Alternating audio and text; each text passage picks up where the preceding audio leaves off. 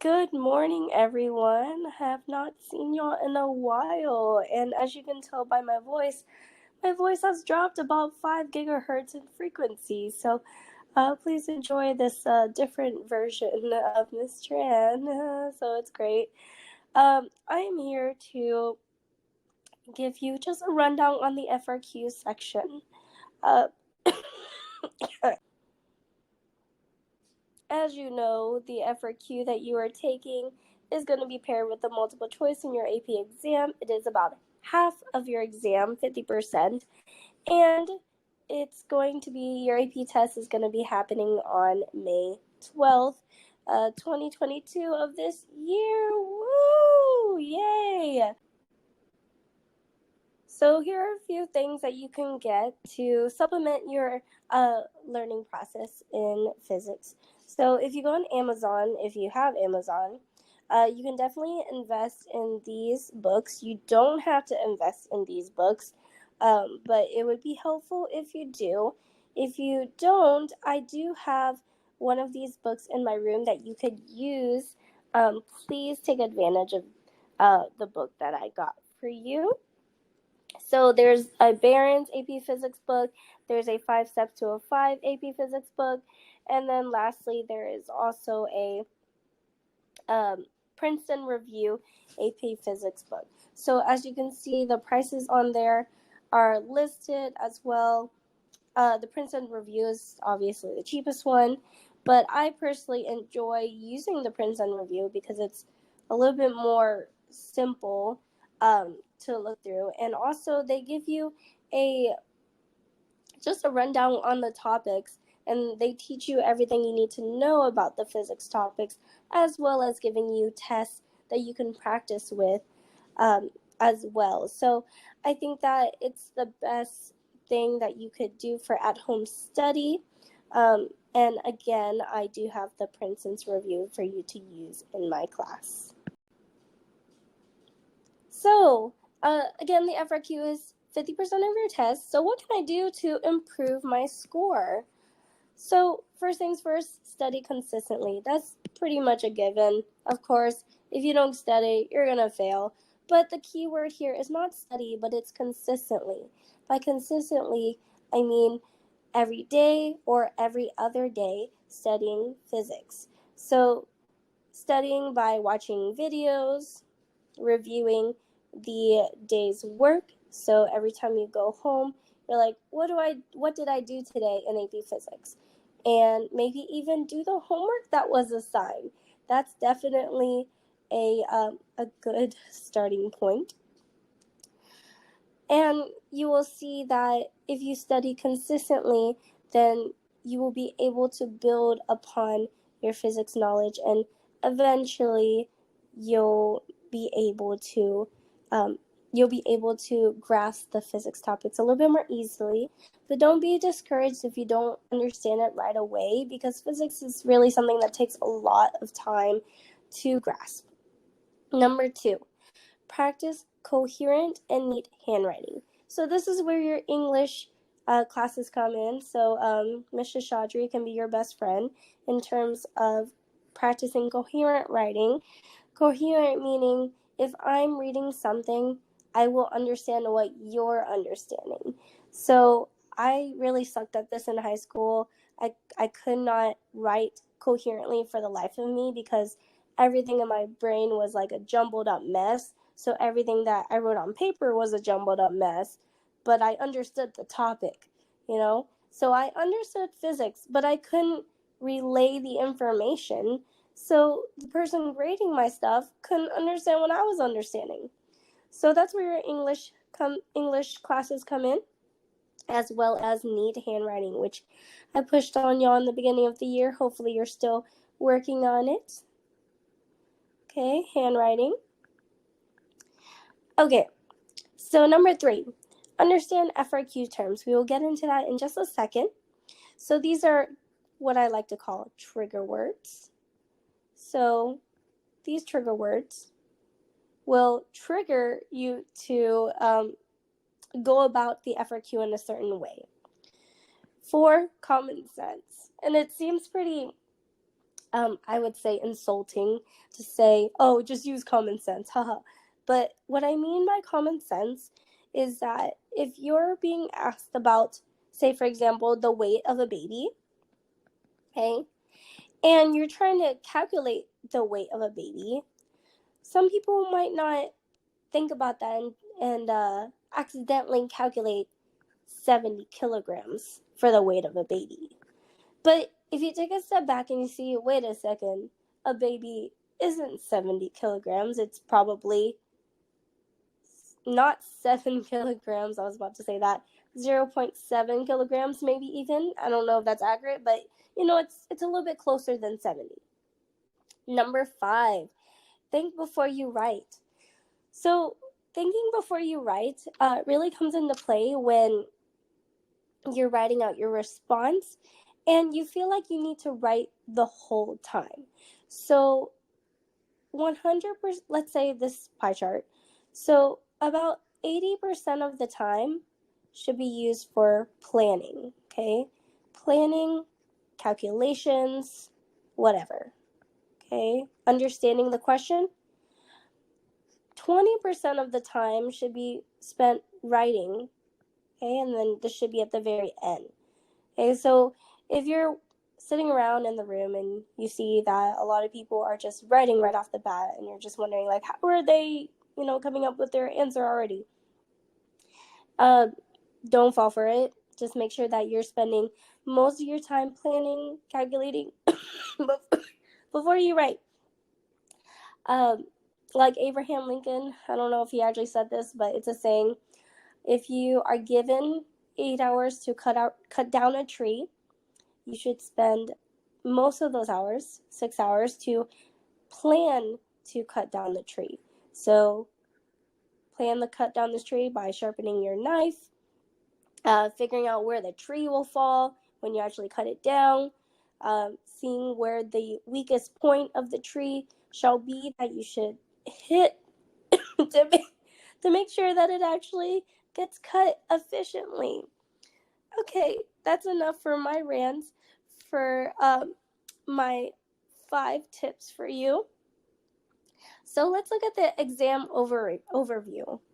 Okay, so most of y'all have had practice on the multiple choice. Okay, so there's 45 multiple choice questions and 5 multiple questions. So multiple questions are going to be questions with more than one answer choice.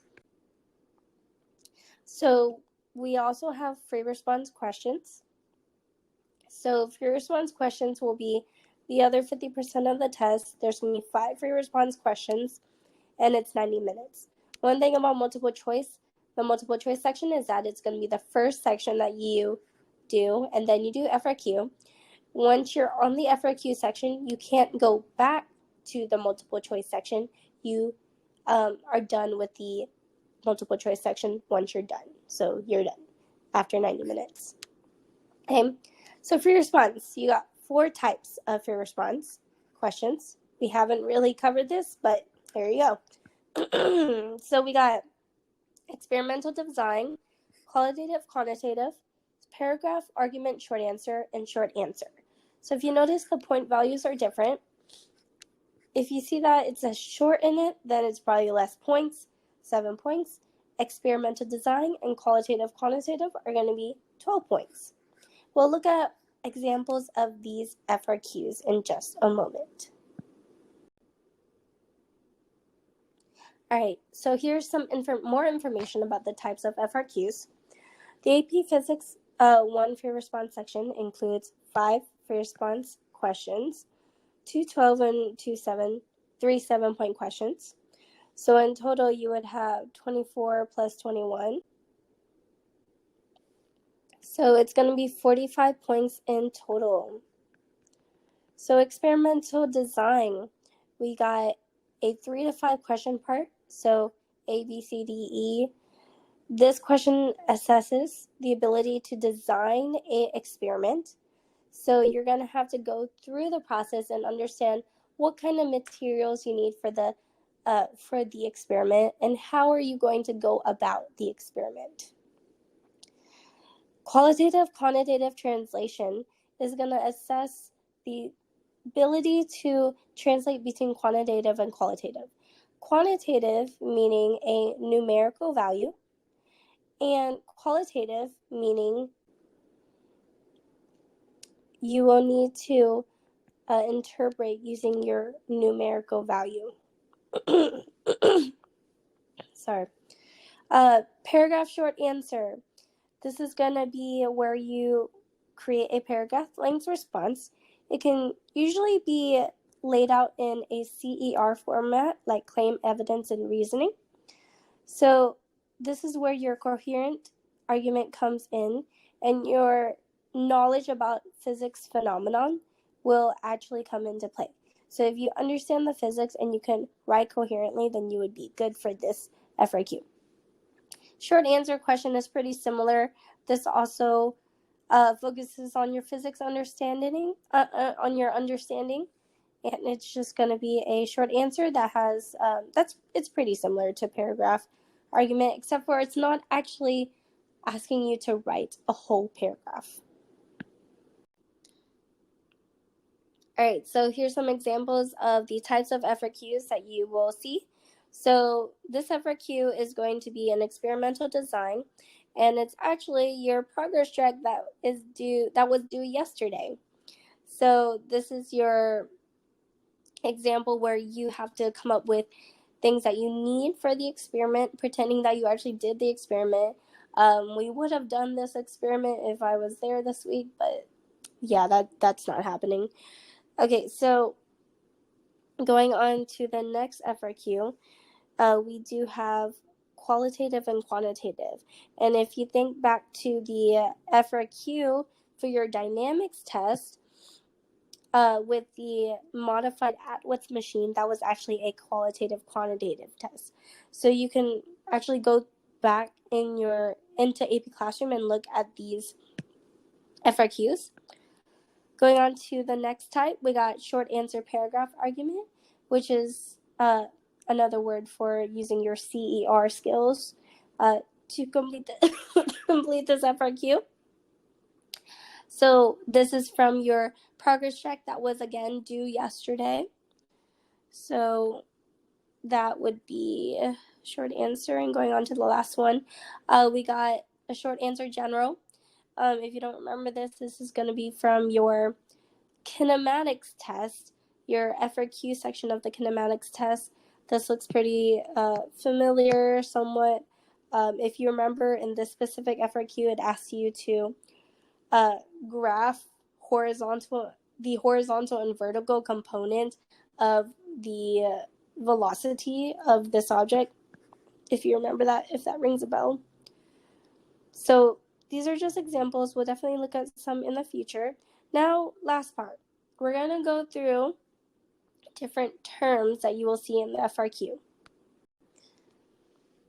All right, so these are going to be commonly used verbs in free response questions. Ooh, verbs, English.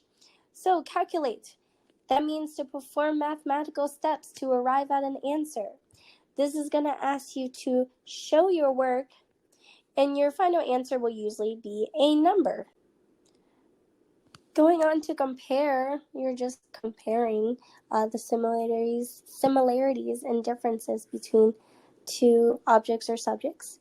Derive. So most of y'all were confused on what derive actually meant.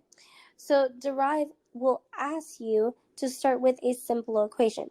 Where do you get this simple equation? You will get it from the AP Physics equation sheet. So the standard one that's usually given to you on the AP test. So you're using one of these simple formulas in order to derive a certain equation. So for example, whenever we're dealing with circular motion, so you may see that we have to derive the tangential velocity of this bowling ball. Okay, so that's going to be in red. And we see that there is a force of gravity and a normal force acting on the ball. So we can do the sum of all forces is going to be equal to force of gravity and normal force, which is acting on the ball. It's going to be positive because it's going towards the center, because we're going to set going towards the center as positive instead of negative like we have been.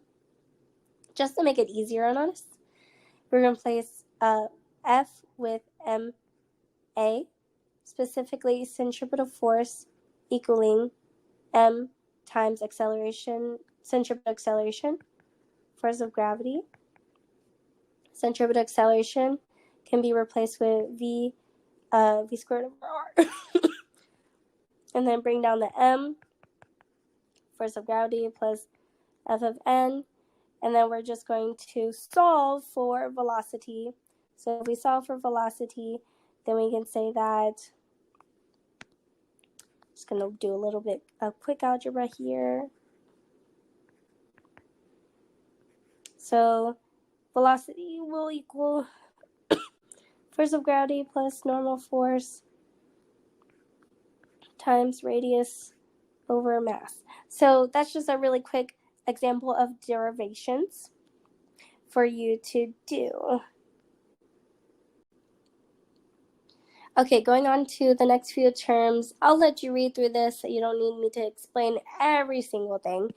But describe and explain are pretty similar with each other. Determine would be arriving at a certain conclusion, so giving me a claim at the end and backing it up with a reasoning. Evaluate, you have to roughly calculate quantities and show an estimation. So you don't have to be super specific. X that out. You just have to estimate by evaluating. Going on to the next few, and you can definitely pause and read through these. You can look at your justifications. So justify by providing a claim and backing it up with things that qualify with the claim. Label, which means your units. You gotta do your units. Components in the diagram. If it's asked to do so, you never do the force components unless you're asked to do so. We got plot, sketch, and draw, state, indicate, circle, verify. Pretty self-explanatory. You can read through it yourself. And all right, that is all I have for you today. I hope that you have a wonderful day. Make sure that you're doing your MCQ, which is due on Friday at 11:45 p.m. Here's just a picture of my cat because it's just nice to look at a sleeping animal and you feel relaxed. And I hope that you have a wonderful day. Thank you for sticking with me through this recording, and I hope you enjoyed my 5 gigahertz lower than normal voice. Goodbye.